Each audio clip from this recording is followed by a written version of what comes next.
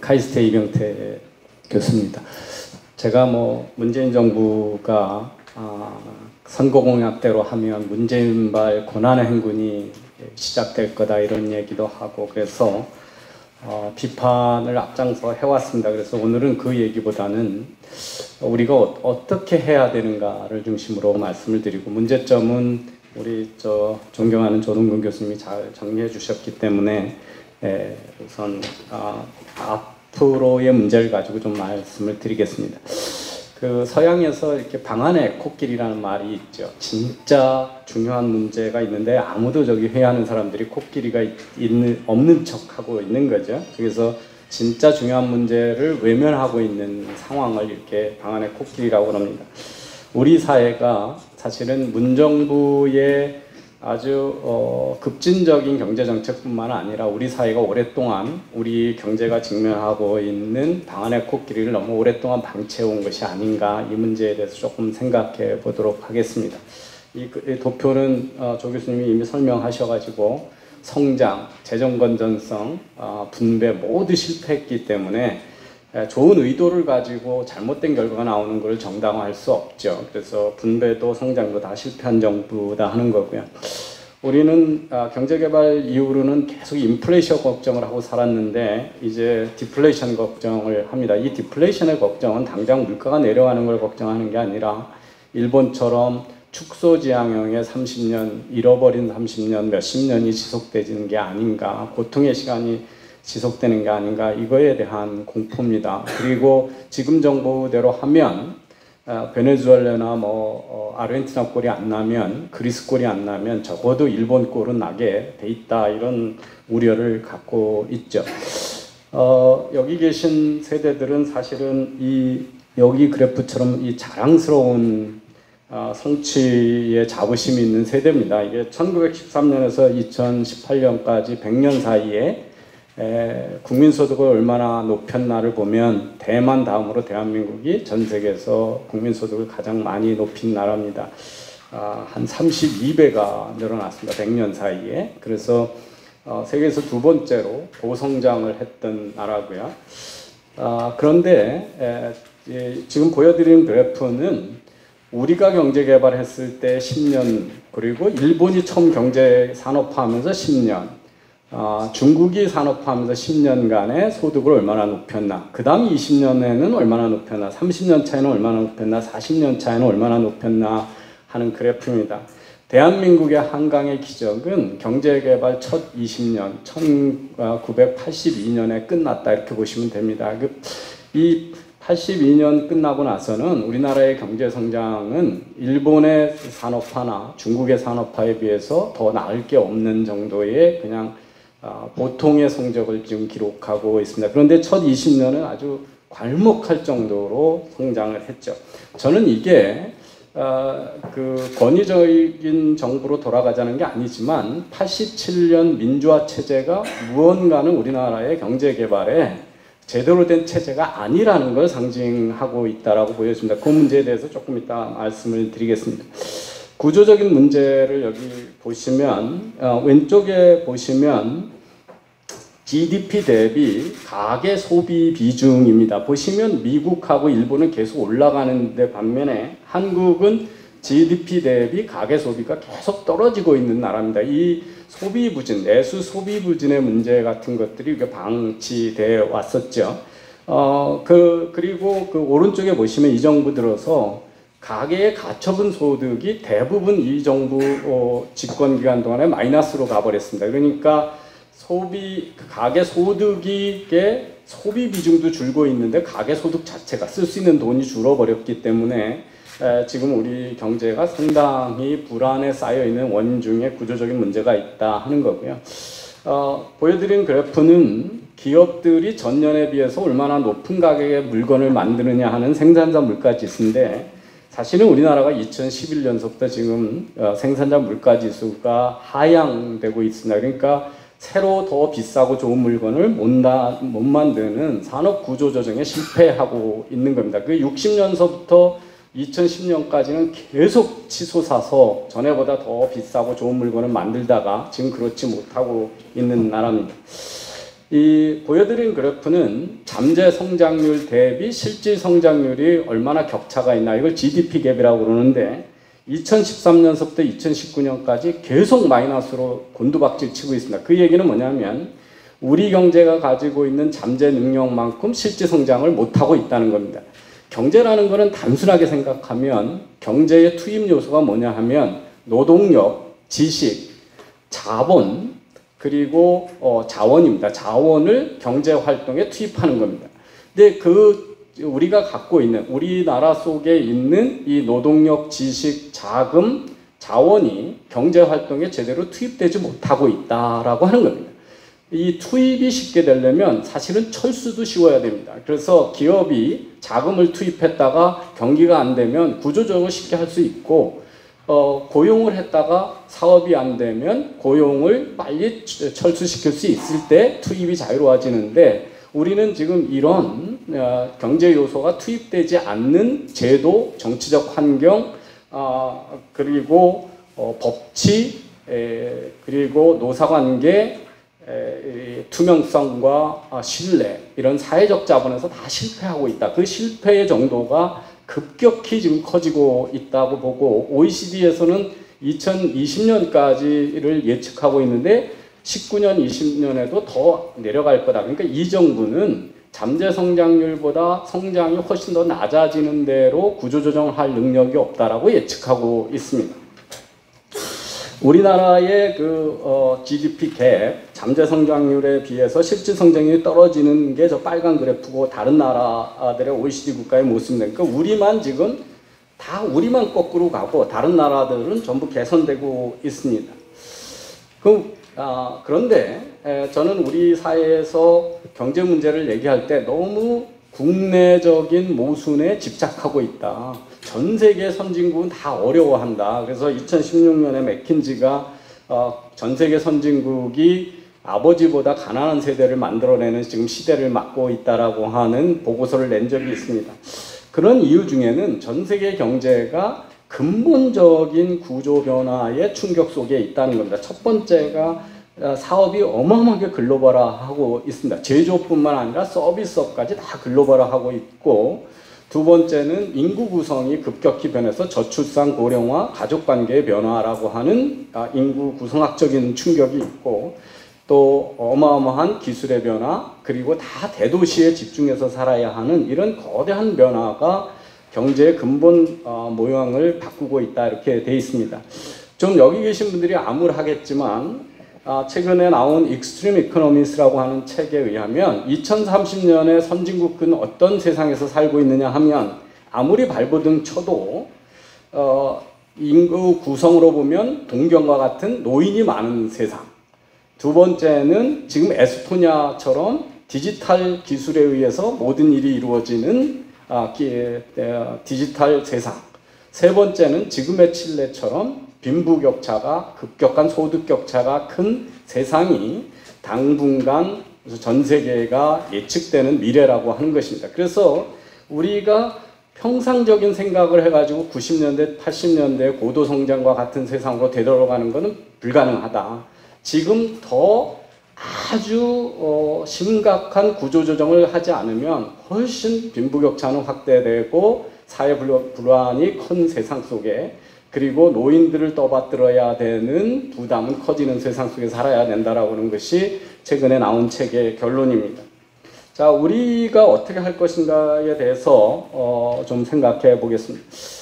경제가 발전하는 거는 정부가 단기적인 경제 정책을 어떻게 쓰느냐, 그보다 더 중요한 거는 중기적으로 제도가 얼마나 자유시장 경제를 활성화시키는 제도를 가지고 있느냐, 체제가 얼마나 안정적인 체제고 지정학적인 위험을 관리할 수 있는 체제냐, 그 다음에 사회가 열심히 일하고 창업가 정신을 하고 그런 사람들을 존경하는 이 사회적 자본이 있는, 문화적 자본이 있는 사회인가가 결정하는 층이라고 생각이 됩니다.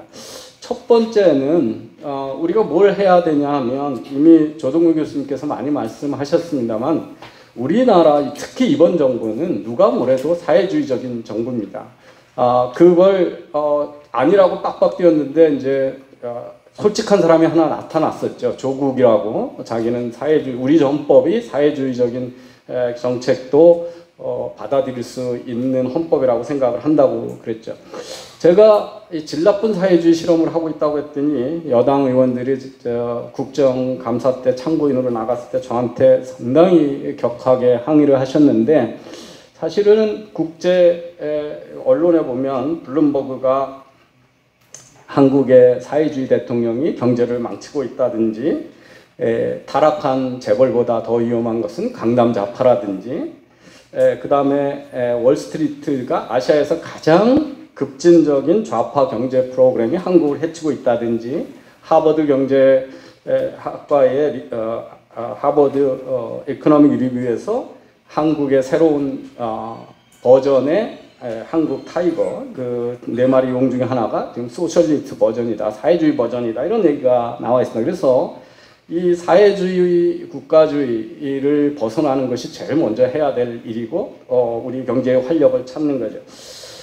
우리나라는 이 정권뿐만 아니라 이 맥킨지가 전 세계에서 투자를 제일 많이 받은 100대 기업들, 스타트업을 갖다가 한국에 와서 사업을 하면 몇 개나 할 수 있는가를 따져봤더니 100개 기업 중에 29개만 사업을 할 수가 있고, 72개는 우리나라에서 바로 사업을 할 수 없을 정도로 규제가 많다는 겁니다. 그 중에 40.9%는 아예 사업이 불가능합니다.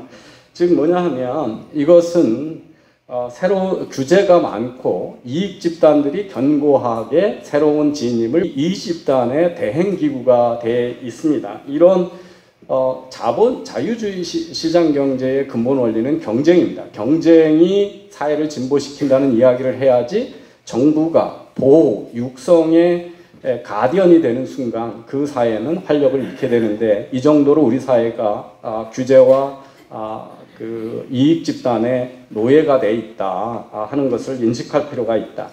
이번 정부가 우리 경제 활력을 잃고 있다는 국제적인 평가는 자명하게 나와 있습니다. 헤리티지 재단이 경제적 자유도를 매년 평가합니다.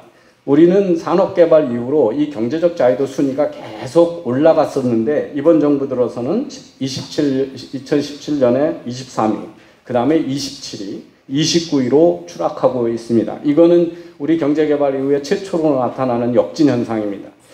조세의 국제 경쟁력, 아까 세금 많이 걷는 거에 대해서 조동구 교수님이 OECD 통계를 보여주셨는데, 여기서도 2017년 조사대상국 선진국 36개국 중에 18위, 24위, 26위로 외국 자본이 우리나라에 투자를 하고 싶지 않을 조세 경쟁력의 하락을 가지고 있고, 그 중에서도 법인세의 우리나라 경쟁력은 36개국 중에 33위로 조세 경쟁력이 떨어져서 한국은 자본이 회피하는 나라가 되고 있다는 걸 볼 수가 있습니다.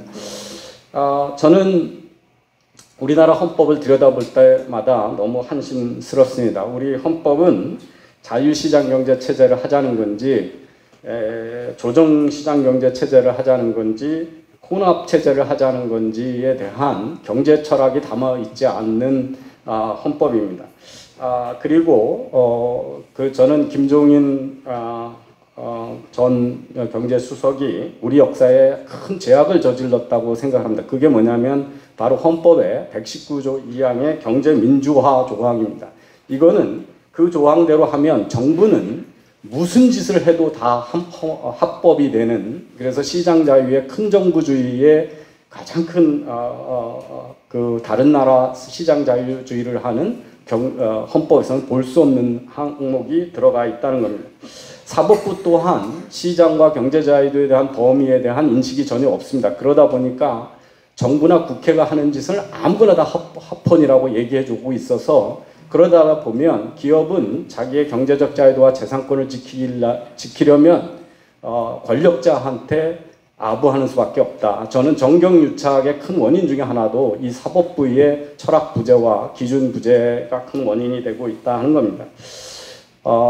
특히 최근에 청와대 3실장이 나서서 기자회견을 하고 경제가 바로 되고 있다는 이런 억지 주장을 했습니다. 그런데 우리나라는 이 헌법 초기부터 대통령제와 의원내각제의 혼합형이라고 해서 사실은 청와대에 사실상의 내각이 하나 있고 밖에 형식적인 내각이 있어서 누가 결정은 책임지지 않는 청와대에서 하고 요거도 먹는 거는 외부의 내각이 해서 장관을 1년마다 바꿔도 문제가 없는 이런 이중적인 구조를 가지고 있어서 책임 정치도 이루어지지 않고 있다 하는 것도 우리 헌법의 모순이라고 생각을 합니다. 저는 제일 어이없는 일이 이겁니다. 최저임금 올라갈 때 그렇게 두 자릿수를 올렸을 때 어떤 고용에 영향이 있는지 영향평가를 한 기구가 하나도 없다는 겁니다. 52시간제 만들어 놓고 한 번도 시행도 해보지 않고 지금 고쳐야 된다는 얘기를 대통령이 아무 부끄럼 없이 하는 나라라고 하는 거죠. 그래서 앞으로 우리 사회가 경제적 충격으로부터 경제를 보호하려면 의회의 그 입법에 대한 영향평가 제도와 사후평가 제도를 반드시 도입해서 이 잘못된 입법 활동에 대한 정치적 책임을 물어야 된다. 이런 것들을 첫 번째 해야 되는 우리나라의 지배구조의 문제라고 생각을 합니다. 두 번째는 요새 문재인 대통령이 갑자기 낙수 효과도 없고 수출을 해도 고용 효과도 없다고 낙수 효과는 오래전에 끝났다고 그랬던 양반이 현대차에 가가지고 미래자동차 비전 발표하고 삼성전자에 가서 투자 고맙다 하고 그래서 본인이 1월 달에 한 말이 무슨 말이었는지 이해가 안 되는 거의 지적 장애자 수준의 지금 행동을 보이고 있습니다. 그런데 우리나라는 제조업이 당연히 잘 돼야 되지만 제조업의 고용 비중은 90년에 40%에서 지금 20% 이하로 떨어져 있고 이것은 앞으로도 계속 줄기 때문에 제조업의 르네상스를 한다고 해서 우리나라의 일자리 문제를 해결할 수가 없다. 그래서 다른 나라도 다 선진국은 일자리가 급격히 줄고 있기 때문에 우리나라는 제조업을 활성화는 해야 되지만 서비스 산업에서 좋은 일자리, 월급을 제대로 주는 서비스 산업의 산업화를, 서비스 분야의 산업화를 하지 않으면 청년 일자리 문제나 미래 세대 먹거리는 절대 해결될 수 없다. 그래서 제조업 중심의 그 사고를 버려야 되고 그러기 위해서는 정부가 컨트롤을 하고 있는 금융, 에너지 산업, 이런 것들, 교육 산업 이런 것들을 영리 산업화하고 의료 산업을 산업화하기 전에는 우리 일자리 문제는 절대 해결할 수 없다라고 하는 걸 인식할 필요가 있다는 게 두 번째입니다. 세 번째는 우리 조동 교수님이 많이 말씀하셨지만 기업의 능력, 시장의 능력을 믿어야 된다는 겁니다. 이게 보시면 우리나라 제조업 일자리는 IMF 이후로 감소하다가 2000년서부터 2009년까지는 정체돼 있다가 2009년서부터 2016년 박근혜 정부 말기까지는 견고하게 제조업 일자리가 늘어났었습니다. 우리가 지금 매일 보고 있는 4대 제조업, 조선, 철강, 자동차, 전자는 줄었지만 우리가 보지 않고 있던 사이에 로봇, 배터리, 의료기기, 화장품 이런 쪽에서 7%에서 11% 성장하면서 일자리가 늘고 있었습니다. 그러니까 뭐냐면 기업들은 이미 4차 산업혁명으로 신진대사를 빨리 하고 있는데 그런 것들을 이번 정부 들어오자마자 52시간제하고 최저임금으로 해서 이 제조업 전체 일자리가 줄어들게 싹을 잘라버린 겁니다. 그래서 이 기업들은 돈벌이가 되는 데 쪽으로 상당히 새로운 쪽으로 신진대사를 하고 있다. 이런 것들을 믿을 필요가 있다. 이 좌파 정부는 재벌에 의한 세습 자본주의에 대한 선동을 많이 합니다. 그래서 그렇지만 최근에 포브스지가 우리나라의 최고 부자 50명을 발표했는데 그 중에 보면 테크 섹터에 보면 14명 중에 11명이 다 닷컴 때 투자한 새로운 부자들입니다. 우리나라 50명 부자 중에 최고 부자 중에 2006년에는 82%가 재벌의 2세들이었습니다. 그리고 18%만이 창업을 한 사람들이었는데 그게 2016년이 되면 40%가 되고 금년에는 52%로 늘어났습니다. 즉 우리 사회는 우리 사회가 갖고 있는 것처럼 재벌이 모든 걸 장악하고 있지 않고 새로운 투자 기회가 있으면 새로운 창업가들이 부상하는 사회다라는 것을 인정할 필요가 있다는 겁니다. 그래서 제발 반재벌 반기업 선동을 중단을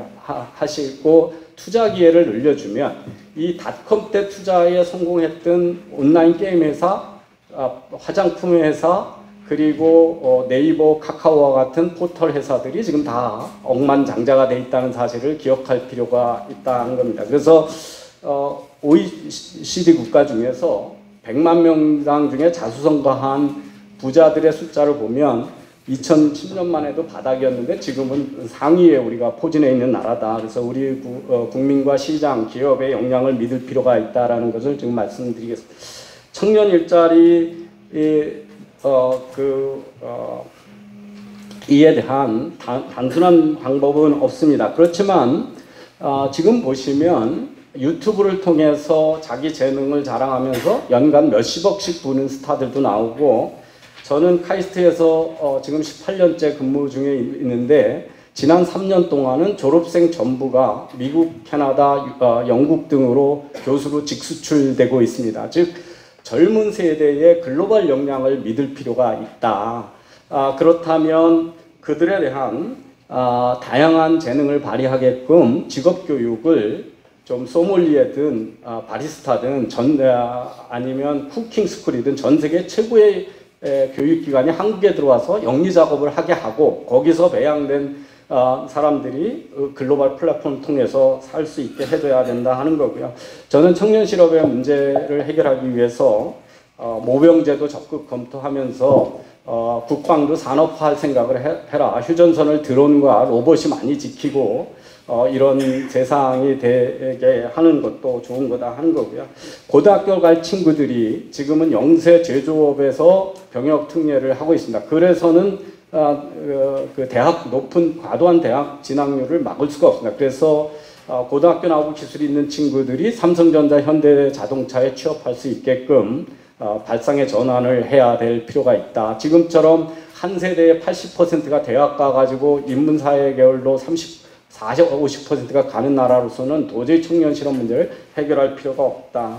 또 하나는 글로벌 역량을 하기 위해서 우리가 또 인식해야 되는 것은 이제 그 경제력은 선진국 몇 개가 아니라 중국, 인도와 같은 인구 대국의 개발도상국들이 훨씬 큰 비중을 차지하고 있고, 전 세계는 보면 국내에서 생산하는 것보다 해외에서 벌어 돈이 더 많아서 GNI가 GDP보다 큰 세계로 확 바뀌고 있습니다. 그래서 해외에 가서 돈을 벌어오지 못하면 그 나라는 잘 살 수가 없다는 것을 인정할 필요가 있고, 대부분의 대기업들은 기업을 사는데 돈을 씁니다. 옛날처럼 시설 사고 땅 사는데 쓰지 않고 있고, 이런 세상을 좀 인정할 필요가 있다 하는 거고요. 그래서 요즘은 서비스 산업도 글로벌화하고 있습니다. 우버를 타면 10,000원을 돈 내면 3,000원은 이미 미국으로 가는 거고, 유튜브를 보는 순간에 과거에 다 광고 수입은 국내 내수 산업이었는데 이미 구글로 광고 수입이 가고 있는 세상이죠. 그래서 이 글로벌로 서비스를 팔지 못하는 나라는 가난하게 되고, 그 경제에 참여하지 못하는 사람들은 저임금으로 시달릴 수밖에 없습니다. 그래서 우리나라는 대만과 같이 과감하게 이제 영어의 제2의 공식 언어 정책 같은 것도 채택할 필요가 있다. 그렇지 않고는 우리는 글로벌 경제에서 살아나갈 수가 없다. 또 하나는 이번 정부가 정말 다음 세대를 망치려고 작정한 거가 바로 특목고 폐지 정책이죠. 지금보다 훨씬 다양성 있고 수월성 교육 쪽으로 전환을 하지 않으면 우리는 살아남을 수 없다는 거죠. 시간 때문에 제가 인구 구성에서 노인들, 제일 우리나라에서 슬픈 그래프가 이겁니다. 하키 스틱처럼 올라가는 게 우리나라의 연령별 자살률입니다. OECD 국가 중에서. 노인이 전체 자살률, 그것도 75세 이상이 자살을 많이 하는 나라고요. 그 이유는 우리나라가 압축 성장하기 때문에 지금 75세 이상은 산업화 시대의 일자리를 살지 못했고, 농사를 지었거나 일용직으로 일했거나 건설을 정해서 일했기 때문에 은퇴 준비가 이루어지지 않은 세대입니다. 그래서 은퇴를 못하는 나라고, 우리나라의 자영업이 왜 많으냐 하면 노장년층에는 저학력 인구가 아직도 많이 남아있는 나라이기 때문입니다. 그래서 저는 굳이 복지를 확대하려면 고령 빈곤층에만 좀 집중적으로 투입을 해서 그들을 살펴야 되고, 특히 인구가 주는 거를 다른 쪽에서 커버하려면 우선은 저는 잘못된 것 중에 저출산을 돈으로 역전시키겠다는 정책은 전 세계에서 성공한 적이 없습니다. 저출산은 여성이 삶의 질을 높이기 위한 선택이기 때문에 되돌릴 수가 없습니다. 그래서 그러려면 지금 가동하고 있지 않는 노동력이 경제에 참여해야 되고, 이민 정책을 더 개방적으로 쓸 수밖에 없다. 그걸 피하면 일본 같은 나라가 된다는 겁니다. 그래서 외국인들이 와서 더 잘 살 수 있는 정주 요건을 개선해야 되고, 우리나라에서 가동하고 있지 않는 15세에서 19세들이 어떻게 경제활동에 참여하고, 여성이 더 경제활동에 참여하고, 노인들을 휴지 줍는 게 아니라 디지털 교육을 해서 세대 간의 디지털 스킬의 격차를 줄이는데 교육 투자가 이루어져야 된다라고 하는 걸 말씀드리겠습니다. 어느 나라나 청년층한테 주택 문제를 해결하지 못하는 정권은 정권을 잡으려고 하면 안 됩니다. 그 희망의 고갈이 되기 때문에, 그러기 위해서는 우리나라는 지금처럼 국토부 장관이 대출 요건도 조국을 하고 그 상한가를 해가지고 민간 가격을 통제하는 세상에서는 주택 정책이 해결이 되지 않는다. 그래서 공급이 늘어나게 하려면 주택 정책을 탈중앙정부화 해야 되고, 자율화해야 되고, 토지 사용에 대한 자율화가 해야 되고, 공공주택과 민간주택을 분리해서 민간주택 시장을 정부가 개입하면 안 돼야 되고, 최근에는 미국 같은 데서도 젊은 층이 소득이 낮기 때문에 첫 번엔 임대로 했다가 소득이 늘어나면 점차 자기 지분을 늘려가는 렌트투온과 같은 새로운 핀텍이 나오니까 이런 제도를 적극 해야 되고, 금융을 자율화해서 미래에 돈 갚을 수 있는 사람한테는 그 주택 대출을 자유롭게 하기 전에는 이 주택 문제가 해결되지 않는다 하는 겁니다. 디지털 경제에 대한 준비를 하기 위해서는 또 하나 이제 아쉬운 건 이겁니다. 우리나라의 국토가 자원이라는 생각이 너무 없습니다. 그래서 외국인이 와서 인수봉도 올라가야 되고, 산악열차를 타고 백두대간도 달릴 수 있는 세상이 돼야 돈을 벌 수가 있는데, 지금 우리나라는 환경 탈레반들한테 그 노예가 돼가지고 전혀 이런 그 국토를 자원화하는 데서 뒤지고 있고, 부자들은 국내에서 눈치 보면서 골프를 쳐야 되는, 그리고 절대농지는 보조금을 주는데 농토를 골프장으로 바꿀 수도 없는 이런 나라를 만들어 놨기 때문에 국내 소비가 부진하고 있다. 그래서 디지털 세상에서 살기 위해서는 세대 간의 디지털 스킬 갭을 축소하는 투자를 해야 되고, 모든 디지털 경제는 사업 기회가 있을 때면 저절로 발달하게 돼 있습니다. 그래서 그리고 어릴 때부터 인공지능과 소프트웨어를 위한 교육 투자 개혁이 있어야 된다고 생각합니다. 저는 이제 마지막으로 정리해 드리면, 우리 사회는 압축 성장을 했고 아직도 GDP 수준으로 보면 전 세계 탑 30% 안에 못 들어가는 나라입니다. 그런데 모든 복지나 국가에 대한 기대를 탑 5%, 10% 국가하고 비교하는 이 어이없는 정치인들의 포퓰리즘적인 선동으로부터 우리 국민이 좀 깨어 있어야 된다. 우리는 축적된 돈도 별로 없고, 우리는 아직 탑 10%, 20% 국가 아니다. 지금 68% 정도에 해당하는 국가입니다. 그리고 일본이 잘못했던 걸 그대로 따라하면 결과는 일본하고 똑같다. 이게 뭐냐면 구조조정 안 하고 자꾸 쉬운 선택, 보조, 양적 완화 그런 거거든요. 그리고 좀비 기업한테 계속 투자해주고 이런 겁니다. 제가 이게 여의도 연구소가 이걸 하니까 문재인은 악마고 한국당은 천사다 이렇게 얘기했으면 참 좋겠는데, 제가 좀 너무 어이가 없습니다. 지난 대선 때 5명의 후보가 다 시급 10,000원을 최저임금을 약속했습니다. 저 시급 10,000원은 우리나라의 노동임금의 평균이지 최저가 절대 될 수 없는 약속입니다. 그 무리한 약속을 해놓고 지금 와가지고 소주성 때문에 나라 망했다. 이거는 홍준표 대표도 똑같은 공약을 했어요. 그리고 그 통신비 낮춰주겠다는 공약도 똑같이 다 했습니다. 제가 한국당이 지난해 그 50일간시에 무차별 규제했을 때도 홍준표 대표하고 김성태 원내대표한테 밤늦게 어마하게 심하게 항의를 했어요. 그런데도 그냥 통과시켰어요. 최근에 나경원 대표도 뭐 했습니까? 택시의 그 모빌리티 혁명을 막는 카풀 못하게 하고 타다를 불법화하고 이런 택시 운송법 개정안에 다 합의를 해줬어요. 그래서 우리나라는 제가 엄밀히 보면 우파 경제적 관점에서는 자유시장 경제 정당은 존재하지 않습니다.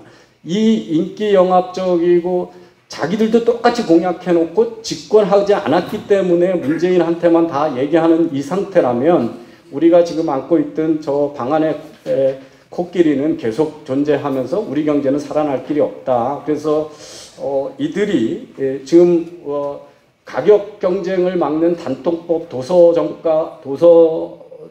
정가법, 대형유통점, 강제휴무제 이런 다 시장 개입 반경쟁적인 정책들이 다 과거 보수 정권에서 도입된 시장 개입 정책이었다는 것을 우리는 아주 뚜렷이 기억할 필요가 있습니다. 그래서 저는 우리나라 정당들이 자유주의 시장 경제의 헌법적 가치로 빨리 되돌아올 수 있기를 간절히 촉구하면서 마무리하겠습니다. 감사합니다.